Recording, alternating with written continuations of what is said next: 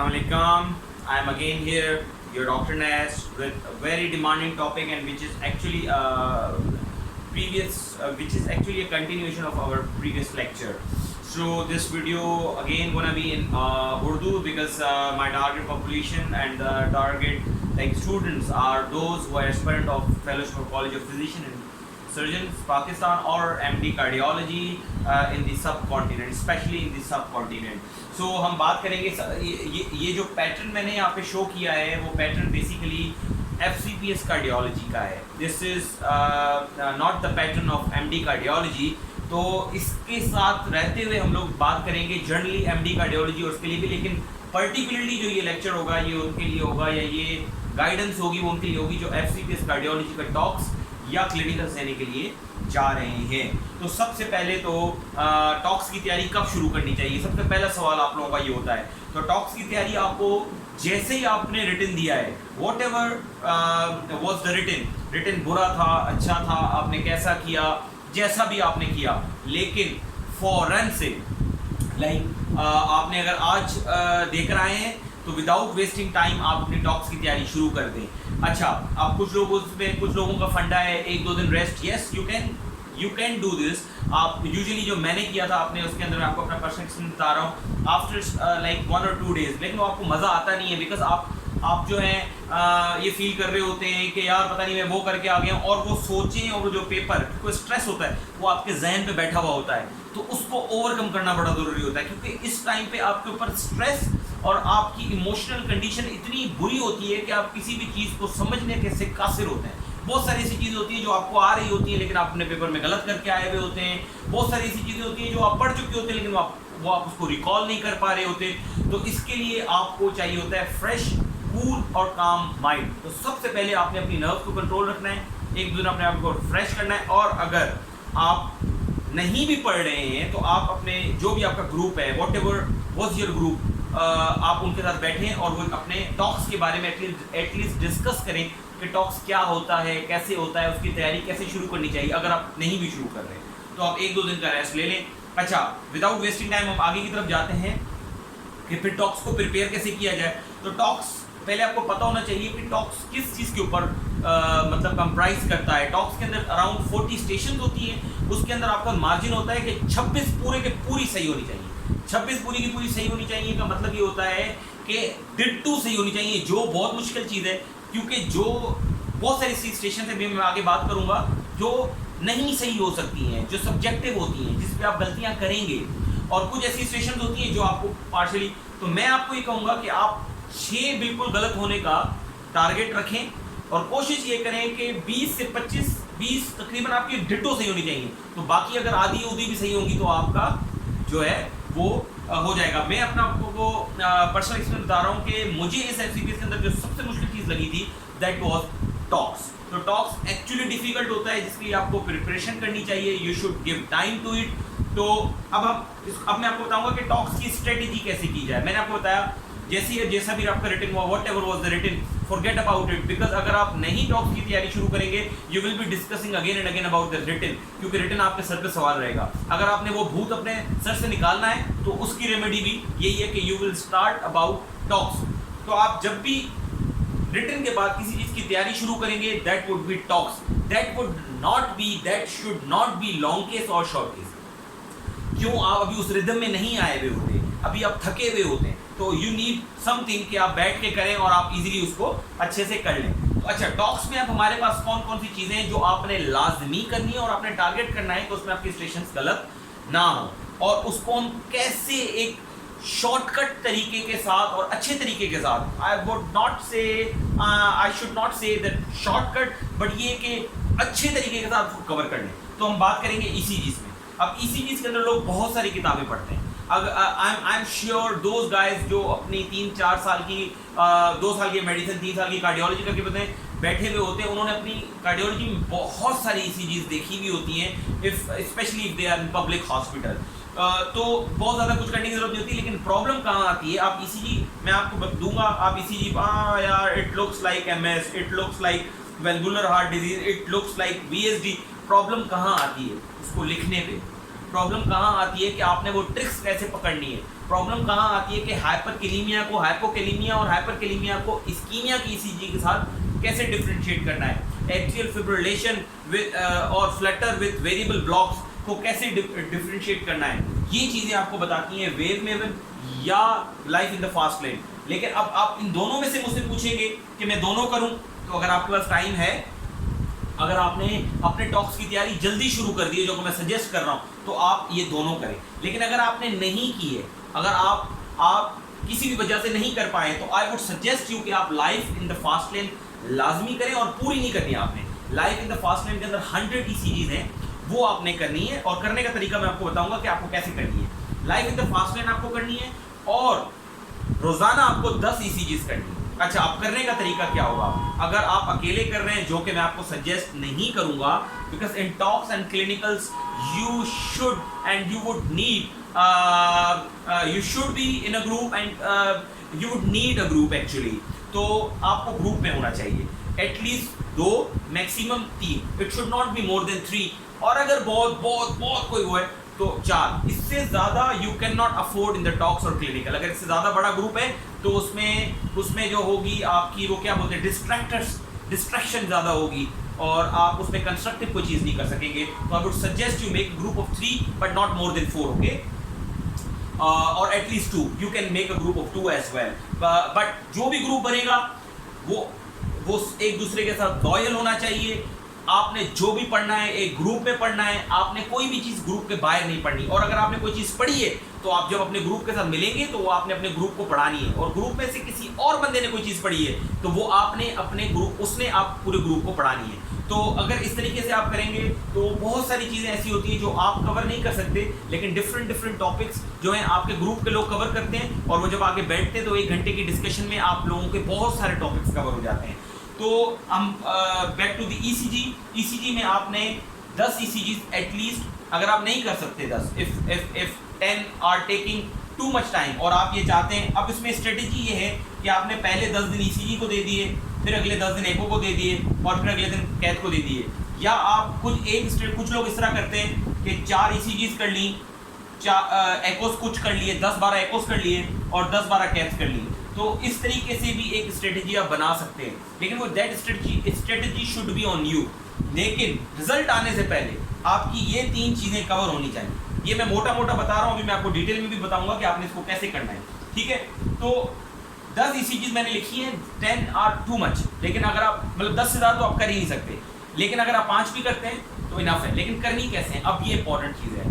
Group में आप बैठेंगे, you have to set timer, आपने टाइम सेट करना है, 3 मिनट का होता है, तो you have to set a timer of 2.5 और 2।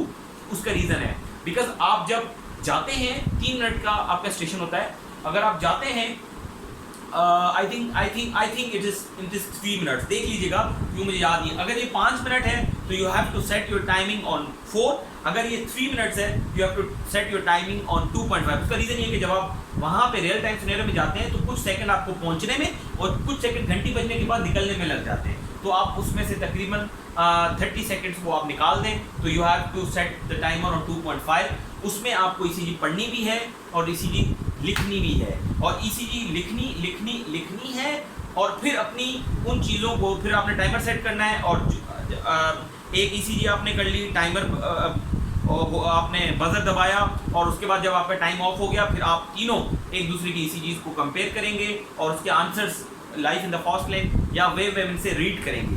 जिसने जो नंबर लिखे हुए होंगे, जो एग्जैक्ट वर्डिंग होनी चाहिए और एग्जैक्ट कॉन्सेप्ट होने चाहिए which would be present in the life in the fast lane और wave। ऐसा नहीं कि atrial Flutter with variable blocks है तो एट्रियल फ्लटर के नंबर नहीं होंगे, नंबर पूरे के होंगे। तो आपने इतनी प्रिसिशन को लेके जाना है, क्यों? क्योंकि जब वहां पे जो बंदा चेक कर रहा है ना, आपको नहीं पता वो बंदा किस तरह चेक कर रहा है, तो आपने अपनी तैयारी को इतना प्रिसाइज और इतना ज़बरदस्त रखना है और इतना आपने उसको बेहतरीन रखना है कि जब आप वहाँ परफॉर्म कर रहे होंगे तो वो आप बेहतरीन परफॉर्म कर रहे होंगे, ठीक है। तो life in the fast lane की 100 ECGs हो गई, वो आप कर लें। अगर आप वेव वेमेन कर रहे हैं तो आप वेव वेमेन की 100 ECGs या वॉट एवर जो उनकी बेस्ट ECGs हैं वो कर लें।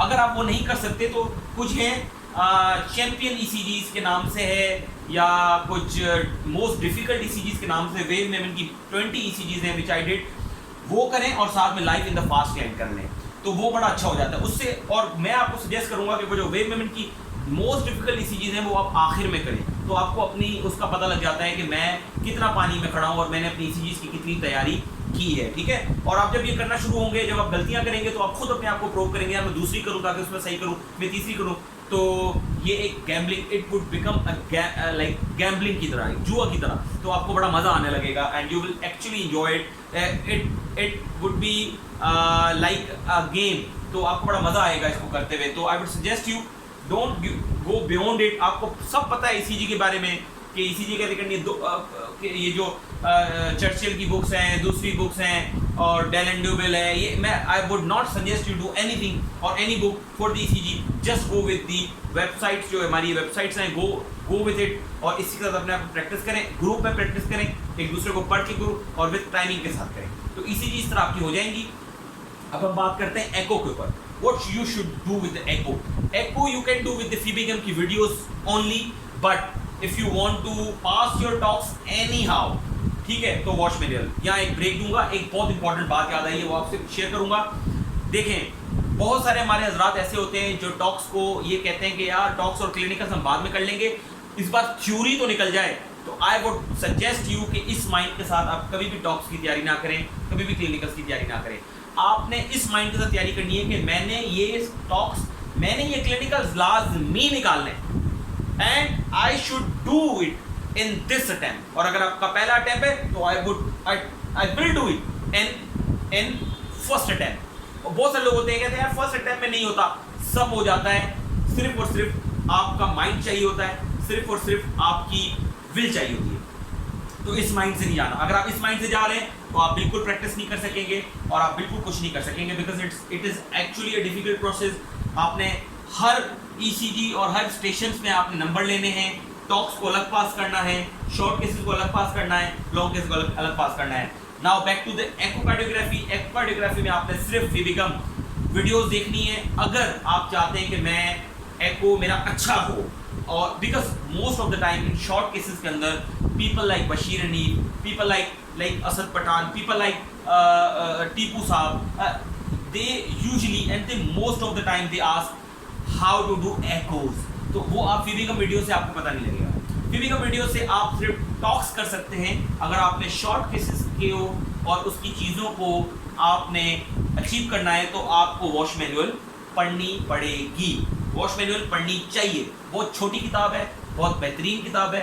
आप इसको आराम से 10-12 दिन 15 दिनों में मैक्सिमम 20 डेज में कर सकते हैं। अगर आप रात को सोने से पहले कोई भी किताब उठा लें, because which what I used to do even अभी भी उसमें ये है कि मैं मेरी कोई एक किताब मेरे सराहने पे मेरे जो साइड टेबल है बिस्तर का, उसमें पड़ी हुई होती है। कोई भी एक मेडिकल की किताब, या वो ईसीजी की होगी या सर्कुलेशन होगी या आई हुई नई कोई गाइडलाइन आई हुई होगी, तो मैं रात को सोने से पहले वैसे उसको पढ़ लेता हूँ जैसे लोग नॉवल पढ़ते हैं, जैसे लोग न्यूज़पेपर्स पढ़ते हैं। तो आप उस तरीके से अपनी न्यूज़ और अपने ये सब चीज़ें इस तरह उसको पढ़ सकते हैं, ठीक है। तो आपने वॉश मैनुअल को पढ़ना है। अगर आप नहीं पढ़ सकते तो ना पढ़ें, ये ज़रूरी नहीं है कि आप लाजमी पढ़नी है, लेकिन अगर आप पढ़ेंगे तो आपको बहुत फ़ायदा देगी। अगर आपका टाइम नहीं है आप ना पढ़ें, लेकिन फिबिगम की वीडियोस और उसकी डिटेल्स हर वीडियो के साथ जो नीचे लिखी हुई है वो आपने करनी है। और बेहतरीन चीज़ जो होगी, अगर आपने एको अच्छा करना है और तो उसका ये तरीक़ेकार होगा कि आपके साथ कोई ग्रुप ऐसा बंदा होना चाहिए जिसका एको अच्छा हो।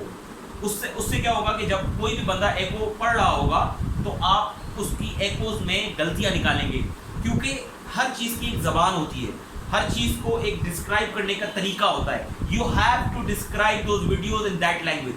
जैसे स्पेस ऑक्यूपाइंग लीजन, आप इसमें आप कहते हैं सीटी स्कैन्स के अंदर ना, आप इसमें आप इस पे एकोजेनिक मैस कहेंगे, ठीक है, एकोजेनिक डेंसिटी कहेंगे, ठीक है, और होमोजीनियस, इसमें हेट्रोजीनियस हम लोग नहीं कहते, गॉट इट। तो इस तरह की बहुत सारी चीज़ें होती हैं, स्पेकुलेशंस होती हैं, ठीक है,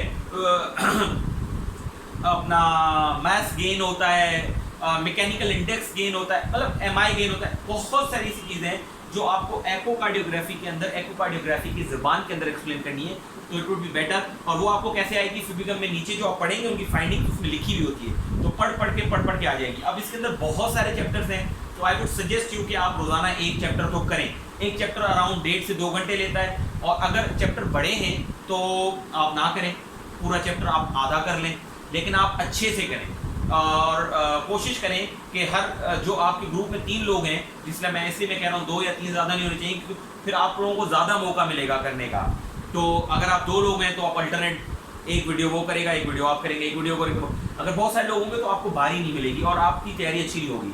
तो आप 2 या 3 लोग हों तो आप क्या करेंगे, एक वीडियो एक बंदा डिस्क्राइब करेगा, जो उसके नंबर्स होंगे आप उसको अकॉर्डिंगली उसका फीडबैक देंगे।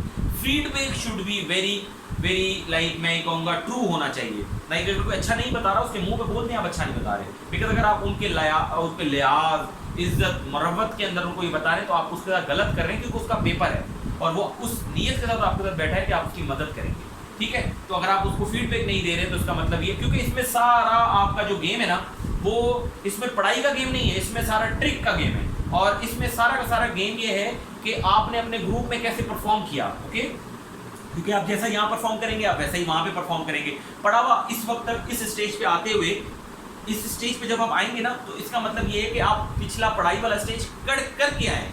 अगर आप नहीं करके आए तो इस स्टेज आपको वैसे समझ में नहीं आएगा। ठीक है, तो हम यहाँ पे हैं तो इसका मतलब अब हमने कोई और चीज़ करनी है, हमने इसको एक स्मार्ट तरीके से इस ट्रिक को हैक करना है। ठीक है, ये आपने कर लिया ग्रॉसमैन। अच्छा ये आपने कर लिया वॉचमैन में, मैंने आपको वीडियोस मैंने बता दी है, क्योंकि वो आपने बता दी, मैंने आपको बता दी। अच्छा, फिर बार बार करनी है, एक बार आपने कंप्लीट कर ली, फिर दोबारा करना है, फिर दोबारा try to do this at least twice. ठीक है, अच्छा, और अब हम एट द लास्ट आती है कैट, क्योंकि 10 एकोज होते हैं, 10 कैट, ये लाजमी होते हैं 40 स्टेशन में से। बाकी बचती ईसीजीज, तो 14-15 ईसीजीज होती हैं, बाकी आपकी दूसरी चीज़ होती है, वो मैं नीचे डिस्कस करता हूँ। अच्छा, कैद के अंदर अगर आप सिर्फ वीडियो देखना चाहते हैं, नॉट बैड, ग्रॉसमैन देखें, लेकिन ग्रॉसमैन मुश्किल है, समझने में थोड़ी तकलीफ होती है। तो ग्रॉसमैन, लेकिन आप देखें ग्रॉसमैन के साथ साथ पढ़ते जाएं, उसमें क्या हो रहा है, एनलार्जमेंट है, अच्छा ये हो रहा था, कैथेटर यहाँ पड़ा हुआ है, उसको समझते हुए, वीडियोस को देखते हुए और चीज़ों को अपने जहन में बिठाते हुए चले जाएं। Most of the time Grossman की डिट्टू वीडियोस उठा के अपने पेपर में दी हुई होती है। ठीक है, और लोगों का अभी भी पढ़ी हुई होती है, तो वो आप ग्रॉसमैन आपने पूरी करनी है। At least try to do this twice. और अगर आप कोई किताब पढ़ना चाहते हैं, इसके साथ अगर आप कोई किताब पढ़ना चाहते हैं तो टिप्स एंड ट्रिक्स की छोटी किताब आती है, उसमें से आपको क्या पढ़ना होगा, complications of cath. Complications of cath में सिन हो गया, वो आपको थोड़ा बहुत पता होना चाहिए। और पेरी प्रोसीजरल, एक कुछ होती है पोस्ट प्रोसीजरल, कुछ होती है प्री प्रोसीजरल, कुछ होती है periprocedural. Periprocedural complications के अंदर जिसमें परफोरेशन हो गई, उसकी टाइप्स और वो चीज़ें पता होनी चाहिए, डायसेक्शन की टाइप पता होनी चाहिए, उनका ट्रीटमेंट पता होना चाहिए, नो फ्लो स्लो फ्लो का ट्रीटमेंट पता होना चाहिए, स्टंट के टाइप पता होने चाहिए, स्टंट थ्रोम्बोसिस के टाइप पता होने चाहिए, इन स्टंट रीस्टिनोसिस के टाइप पता होने चाहिए, उनका ट्रीटमेंट पता होना चाहिए कि हम कैसे करेंगे। ये मोटी मोटी चीज़ें, बस ये जो मैंने अभी नाम लिए ना, ये आप लोगों को पता होनी चाहिए। तो ये सब चीज़ें आप कर सकते हैं। टिप्स एंड ट्रिक्स की छोटी किताब आती है, उसमें सारी लिखी हुई, बड़ी बेहतरीन लिखी हुई, वो आप कर लें and it would be more than enough. अगर आप और पढ़ना चाहते हैं, अगर आप टिप्स एंड ट्रिक्स की पूरी किताब पढ़ना चाहते हैं, you can do it's not a big deal, वो आप कर लें। ठीक है, ये आपने कर लिया। इसके साथ बहुत इंपॉर्टेंट है कि आप सीडीज की प्रैक्टिस करें। वही बात मैंने आपको बताया कि बोलने का तरीका, हर चीज़ को प्रेजेंट करने का एक आदाब होते हैं। जैसे आप कैथ प्रेजेंट करेंगे तो इसके एक आदाब है कि आपने कैथ कैसे प्रेजेंट करनी है, व्यू कौन सा है, मॉडिफाइड है, नहीं है। अगर आपको व्यू पे श्योर नहीं है तो I would never ever suggest you कि आप व्यू पे कमेंट करें, क्योंकि आप व्यू पे गलत कमेंट करेंगे तो आपके नंबर कटेंगे, और अगर आप व्यू पे कमेंट नहीं करेंगे तो शायद आपके नंबर ना कटें, करने वाला आप माइंड ना करें। लेकिन एक मैं बात आपको बता दूं कि आपने, अगर आपको व्यू कंफर्म नहीं है, जब तक आपसे व्यू पूछता नहीं है, आपको व्यू कंफर्म नहीं है, आप व्यू पे कमेंट ना करें। लेकिन अगर वो आपसे व्यू पूछता है तो आपको व्यू पे कमेंट करना पड़ेगा। उसकी एक बड़ी ज़बरदस्त ट्रिक होगी होती है कि वहाँ पे व्यूज़ लिखे हुए भी होते हैं मोस्ट ऑफ द टाइम, वो आप देख के बता सकते हैं। लेकिन आप अगर सीडीज़ की प्रैक्टिस करेंगे तो आपका व्यू का बहुत अच्छी प्रैक्टिस हो जाएगी। वो आप किसी सीनियर को बिठाएं अपने साथ और वो कर लें। अच्छा, इसके साथ साथ कैट में क्या इंपॉर्टेंट है, लेफ्ट मैन की डेफिनेशन क्या है, एलईडी की डेफिनेशन क्या है, सर की डेफिनेशन क्या है, पीडी की डेफिनेशन क्या है, पीएलबी की डेफिनेशन क्या है, आरसीए के कितने टाइप्स होते हैं, आरसीए की कितनी वो होती हैं पार्ट्स होते हैं, एलईडी के कितने पार्ट्स होते हैं, प्रॉक्सिमल एलईडी के वो क्या है, मिड एलईडी क्या है, डिजिटल एलईडी क्या है, टाइप्स ऑफ एलईडी क्या है, रैप अराउंड एलईडी क्या है, ये शॉर्ट लेफ्ट मेन क्या है, लॉन्ग लेफ्ट मेन क्या है, हाई ओएम क्या है, रेमस क्या है, हाई डायगोनल क्या है, और how would you will differentiate between ramus and high diagonal and ramus. तो ये सब चीज़ें आपको पता होनी चाहिए, ठीक है। अच्छा, फिस्टुला क्या है, कैमरो कॉर्नी फिस्टुला क्या है, फिस्टुला का ट्रीटमेंट क्या है, ये आपको पता होना चाहिए, ठीक है। और इसके अलावा फिस्टुला कैसा दिखता है, और इसके अलावा अगर कोई स्ट्रक्चर्ड हार्ट डिजीज जैसे एमआर में कैसी होगी, ये सब चीज़ें आप जब ग्रॉसमैन को करेंगे तो बहुत सारी चीज़ें आपकी कवर हो जाएंगी, लेकिन आपको पता भी होनी चाहिए, उसका ट्रीटमेंट भी पता होना चाहिए, ठीक है। तो ये चीज़ें आपको मतलब कोई अगर किताब नहीं आपने पढ़ी हुई तो you can take help of your senior कि वो उसका ट्रीटमेंट क्या होता है, तो वो आप कर सकते हैं। अच्छा, तो उसके अलावा आ जाती हैं कि कुछ डिफ़िकल्ट केसेस हैं क्रॉसमैन के अंदर पड़े हुए, वो उसको आपने किसी सीनियर से डिस्कस करना है, या आपको समझ में नहीं आ रही है तो आपको वो भी वो करना है, ठीक है। सेप्टल्स और डायगोनल्स को आपने कैसे डिफरेंशिएट करना है एलईडी में और कौन से व्यू में, और हर व्यू की एक सिग्निफिकेंस है, वो आपका पता होना चाहिए कि एलियोक्रेनियल में क्या देखते हैं, एलियोकॉर्डल में क्या देखते हैं, आरियोकॉर्डल में क्या देखते हैं, ठीक है। और एपिक्रेनियल में हम लोग क्या चीज़ देख रहे होते हैं, आरसीए के क्रेनियल व्यूज में हम क्या देखते हैं, आरसीए के प्लेन आरओ के अंदर हम लोग क्या देखते हैं, एलियो में क्या देखते हैं, वो आपको पता होना चाहिए कि हर व्यू की सिग्निफिकेंस क्या है और उसमें वो व्यू हम क्यों लेते हैं,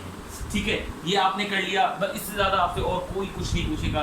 these would be the maximum thing. अच्छा, और टाइप्स ऑफ कैथेटर यूजुअली हम लोग 4 इस्तेमाल करते हैं, जेल, जेआर। सबसे ज़्यादा प्रॉब्लम आपको एल में और टिग में होती है, तो वो अगर आप थोड़ा सा सिग्निफिकेंटली देख लें तो ज़्यादातर टिग जो होता है वो ज़्यादातर मोस्ट ऑफ द टाइम क्या तकरीबन आपका रेडियल में इस्तेमाल होता है। तो आप अगर रेडियल एक्सेस देख रहे हैं और आपको बिल्कुल एल शेप टाइप और इसमें 3 कर्व्स हैं तो वो आपको टिग होगा, और अगर आपको ज़्यादातर हम लोग जे आर जो है वो फीमोरल में रहते हैं तो फीमोरल एक्सेस है और इस तरह का है तो आपको वो जे आर हो जे एल होगा, ठीक है। तो इन दो बाकी आर तो आपको पता है बिल्कुल जो है वो इस तरह का होता है, वो आप देख लीजिएगा, वो आपको I can not explain it, और ऑब्वियसली दिस इज़ नॉट जो है टॉपिक ऑफ माय डिस्कशन, लेकिन मैं आपको वैसे ही बता रहा हूँ कि 4 कैथेटर्स पे आपको ग्रिप होनी चाहिए, जेल, जेआर, मल्टी और टाइगर। ये आपको पता होना चाहिए कौन से, और यही वहाँ सीडीज होती हैं, यही वो लोग पूछते हैं, और यही ऑब्वियसली कभी कभी पूछा हुआ होता है कि कैथेटर कौन सा है, तो आपने उधर लिखना होता है कि कौन सा कैथेटर है। ये आप हो गया। कैथ में भी आपको 10 कैथ्स एटलीस्ट एक उसका चैप्टर आप कर लें रोजाना, तो आप hardly you have to give your 5 to 6 hours to this. You should not do anything first 30 days. आप सिर्फ टॉक्स को तैयारी दें, टॉक्स को अच्छा करें, क्लिनिकल्स आपके हो जाएंगे, डोंट वरी अबाउट इट। अगर आपने क्लिनिकल में कुछ करना है तो आप पहले जब मॉर्निंग में आते हैं अपना ये काम करें, और आप इवनिंग में उठते वक्त आप एक शॉर्ट केस कर लें। 3 लोग हैं इसलिए मैं कह रहा हूँ बार बार कि ग्रुप छोटा होना चाहिए। 3 लोग होंगे तो एक 5 मिनट में एक शॉर्ट केस कर लेंगे एक दूसरे को, फिर वो शॉर्ट केस को आपने बताना भी, मैं आपको बताता हूँ कैसे करना है, ठीक है। चेत का आपने कर लिया। उसके बाद अब आती है मिससेलेनियस में ज़्यादातर सीटी और एमआरआई आते हैं। तो सीटी में सीटी एंजियोग्राफी, तो सीटी हार्ट होते हैं, सीटी एंजियोग्राफीज होती हैं। तो इसके अंदर मैं पल्मोनी बॉलिज्म लिखना भूल गया हूँ, तो पल्मोनी बॉलिज्म हो सकता है, फिस्टुला हो सकता है, एसडी हो सकता है, पीएस हो सकता है, एचसीएम हो सकता है, और एओर्टिक डायसेक्शन हो सकती है, मायोकार्डियल ब्रिज हो सकता है, ठीक है।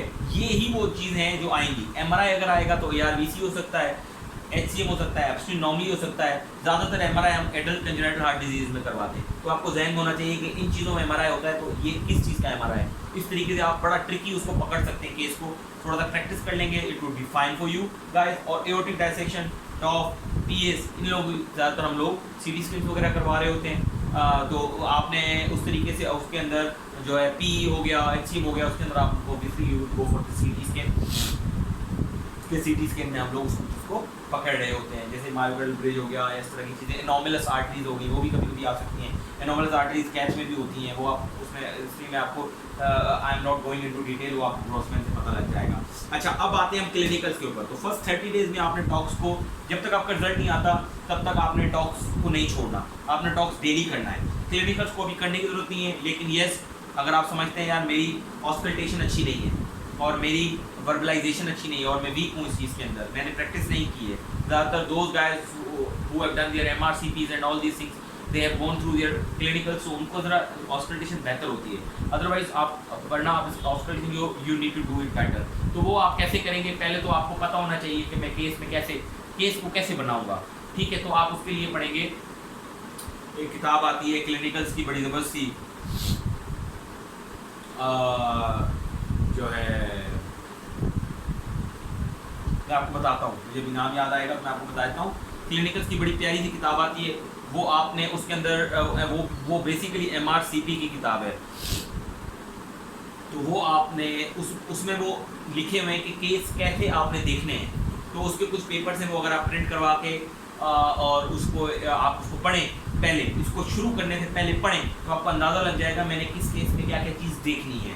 तो शॉर्ट केस करना है, उसके बाद आपने केस प्रेजेंट करना है, और आपका केस ऐसा प्रेजेंट होना चाहिए कि एट द एंड जब मैं सुन रहा हूँ तो मेरे जहन में एक डायग्नोसिस बनना चाहिए। लाइक अगर आप मुझे बता रहे हैं MS है और MR है, दोनों हैं कॉन्कोमिटेंटली, दोनों चीज़ें, तो आपने साथ साथ में मुझे ये भी चीज़ बतानी है कि प्रीडोमिनेंट लीजन कौन सा है। ये प्रैक्टिस आपकी होनी चाहिए, क्योंकि आपसे दूसरा सवाल ये होगा, डॉक्टर साहब व्हाट इज प्रीडोमिनेंट लीजन। अगर आपने अपने केस के अंदर उस चीज़ को ऐसे बताया होगा तो आप अपने केस को डिफेंड कर सकेंगे। अगर आपने अपने केस में फॉर सपोज MS और MR में MS प्रीडोमिनेंट नहीं MR प्रीडोमिनेंट बताया, एपेक्स बीट आपने डिस्प्लेस बता दी है, ठीक है, और आपने डायस्टोलिक के साथ सिस्टोलिक मर्मर बता दिया है, ठीक है, और पल्स आपने ऐसे समझे जैसे आपने हाइपरडायनेमिक बता दी है।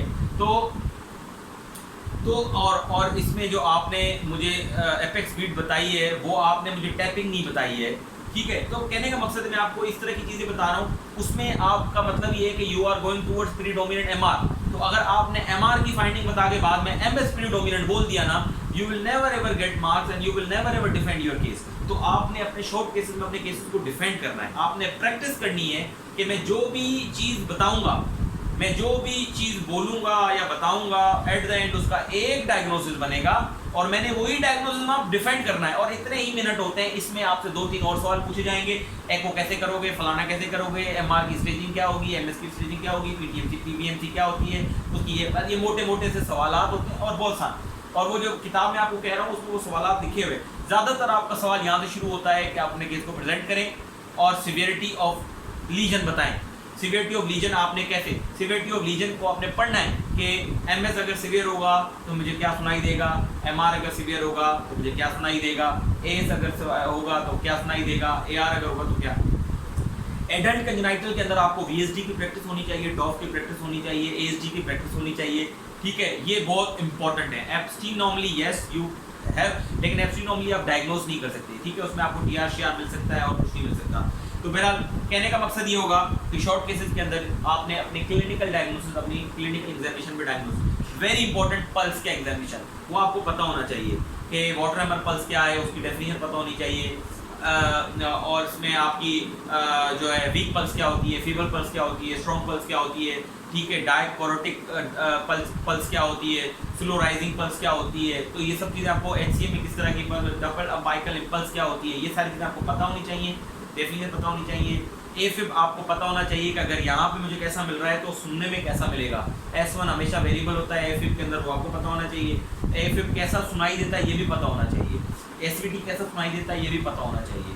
VT कैसा सुनाई देता है ये भी पता होना चाहिए। तो ये मतलब मैं ये नहीं कह रहा कि आप सुने, अगर आपको ऐसे केसेस मिल रहे हैं तो सुन लें, ये तो बहुत इंपॉर्टेंट है। लेकिन अगर आप नहीं सुन रहे तो कम से कम पढ़ लें, ताकि आपको पता लगे कि ये किस तरह की चीज़ है, क्योंकि आपसे पूछा जाता है। S1 की डेफिनेशन पूछी जाती है, S2 की डेफिनेशन पूछी जाती है, P2 A2 में कैसे डिफरेंशिएट करें ये पूछा जाता है। फिर सबसे बड़ा कॉमन सवाल होता है कि हम ये रखें या ना रखें यार। तो ये इसका ये होता है कि आप ये भले रखें, लेकिन मोस्ट ऑफ द टाइम आप इस लेवल पे पहुंचे हुए होते हैं, जब लेवल 3 डिग्री पे पहुंचे हुए होते हैं ना, तो लोग आपसे एक्सपेक्ट करते हैं कि you will B A mature consultant, तो आपको डिफरेंशिएट करना आना चाहिए। फिर लोग पूछते हैं यार हम कैसे डिफरेंशिएट करें, तो ये आपको पता होना चाहिए कि डायस्टली जो है उसके बाद जो सिस्टली आती है वो देर से आती है, लेकिन सिस्टली के बाद जो डायस्टली आती है वो जल्दी आती है। तो जो ज़्यादा टाइम के बाद आएगी वो सिस्टली होगी, और जो शॉर्ट टाइम के बाद आएगी वो डायस्टली होगी।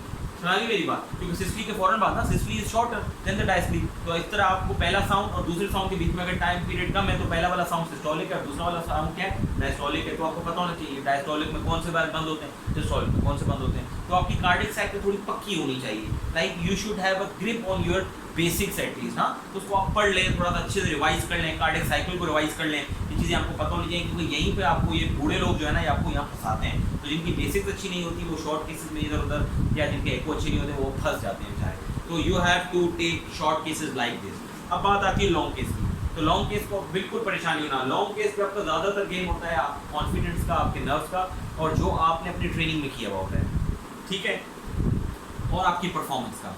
क्योंकि 30 मिनट के अंदर उन्होंने आपको जज करना है। अगर आप खुद शेकी होंगे, दे विल नेवर एवर जज you like a consultant. You have to perform, you have to look, you have to behave, you have to do anything which you will be doing there, you should do like a consultant, you should do like a cardiologist। आपने वहाँ इस तरह का posture रखना है और आपने उनको बताना है कि मैं कार्डियोलॉजिस्ट बनने के लिए आया हूँ और मैं बन चुका हूँ। आपने सिर्फ मुझे लेवल लगाना है and then I will be free.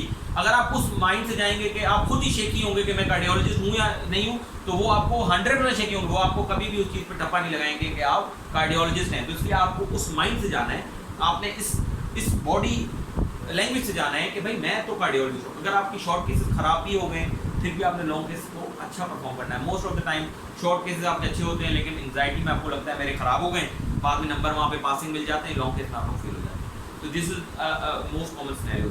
अच्छा, शॉर्ट केसेस का मैंने बता दिया, एक एक आप इनके साथ करते रहें प्लीज 30 दिनों में। जब आपका रिजल्ट आ गया, once now you are confirm कि आप पास हैं, तो आप ये समझें कि आपका वीज़ा लग चुका है। अब आपने सिर्फ और सिर्फ एरोप्लेन की टिकट पकड़नी है। और अगर आप इतने बड़े बेवकूफ़ हैं, अगर आपका वीज़ा लग गया और आपने एरोप्लेन की टिकट नहीं पकड़ी और आप ट्रेवल नहीं कर सके, तो इसका मतलब है कि आपसे बड़ा बेवकूफ़ इंसान कोई नहीं। क्यों? क्योंकि now you are almost prepared. अगर आप यहाँ तक पहुँच चुके हैं, आपका पेपर निकल चुका है, 30 दिन हो चुके हैं, आपके रिजल्ट आ रहे हैं। 30 दिन से पहले मैं तो दुआ मांगता हूँ रिजल्ट ना आए, क्योंकि ताकि आप ये काम कर लें।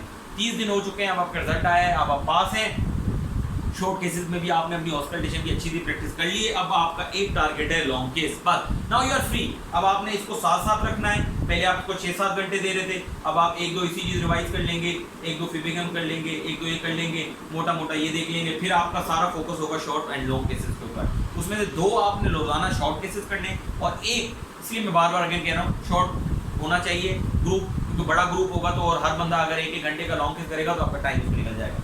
3 बंदे होने चाहिए, तो 3 लॉन्ग केस करें या एटलीस्ट 2 करें, भले 3 ना करें। एक बंदे को आप 1 दिन का रेस्ट दे दें, हर बंदे को 1 दिन का रेस्ट होना चाहिए। हर दिन में 2 लोग लॉन्ग केस करें, पहले आप खुद करें। अच्छा, लॉन्ग केस में इंपॉर्टेंट क्या है? How to take history. आपका बिहेवियर कैसा होना चाहिए, बात करने का तरीका कैसा होना चाहिए, मरीज के साथ आप कैसे एग्जामिन करेंगे, उसकी वीडियो मैंने रखी हुई है लॉन्ग केस की, कि एग्जामिन कैसे करना है। हिस्ट्री का बात ये है कि हिस्ट्री अब मैं मेरे ख्याल से कार्डियोलॉजिस्ट को मुझे नहीं बताना चाहिए कि कैसी होनी चाहिए, लेकिन आपको हर चीज़ को आपने जो है ना वो करना है, लाइक उसको प्रूव करना है अपनी ज़बान में। अब आपने डिटेल हिस्ट्री सुनानी नहीं है, लेकिन पूछनी डिटेल है, क्योंकि जो सुनने वाला है वहाँ पे, जो एग्जामिनर है वो वहाँ बैठा होता है, वो आपकी हिस्ट्री सुन रहा होता है। तो आपने पूछनी डिटेल है कि अच्छा आपको काले पखाने हुए, नहीं हुए। अब अगर नहीं हुए, कोई चीज़ नहीं हुई और मिलेना और हेमेटोमेसिस और इस तरह की कोई हिस्ट्री नहीं, तो आपने उनको बोलना है there is no significant history with excuse me. फिर आपने ये डिटेल में नहीं बताना, गॉट इट, लेकिन आपने पूछना है ताकि पूछने वाले को पता लगे सुनने वाले को कि यार इसने पूछा था and he has proved each and everything with his patient. तो ये लॉन्ग केस की ये ब्यूटी होती है। आपका टाइम नहीं होता, आपने टाइम बचाना है। You have to present your history like a consultant, but you have to ask your history like a house officer. You have to ask your history from a patient like a house officer, but you have to tell your history to the consultant like a consultant, like you are a consultant. और वो आपकी ऐसी practice होनी चाहिए कि वो सुनने वाले को फिर अगेन एक डायग्नोसिस बने, एक, ठीक है, और वो आपसे फट करके पूछे तो आप उसको डायग्नोज बताएं और आप उसको डिफेंड भी करेंगे।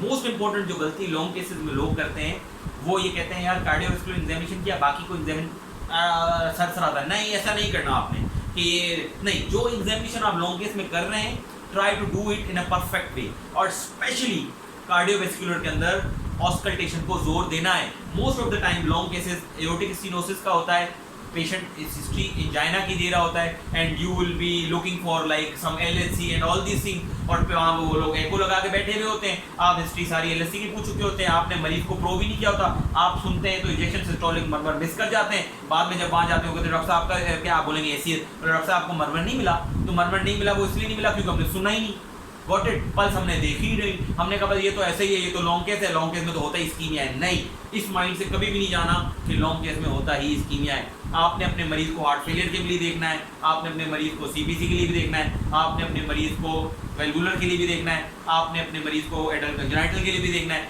तो इसके लिए आपने अपने मरीज को इन्फेक्टिव एंडोकार्डाइटिस के लिए भी देखना है, आपने अपने मरीज को प्रोस्टेटिक वाल्व के लिए भी देखना है, आपने इसलिए पहले इस्कीमिया की प्रैक्टिस करनी है, एक दो केसेस आपने वेल्वुलर के करने जिसमें एक इन्फेक्टिव एंडोकार्डाइटिस और एक प्रोस्टेटिक होना चाहिए और एक कोई भी आम वेल्वुलर होना चाहिए, लॉन्ग केस और शॉर्ट केसेस में कर चुके हैं।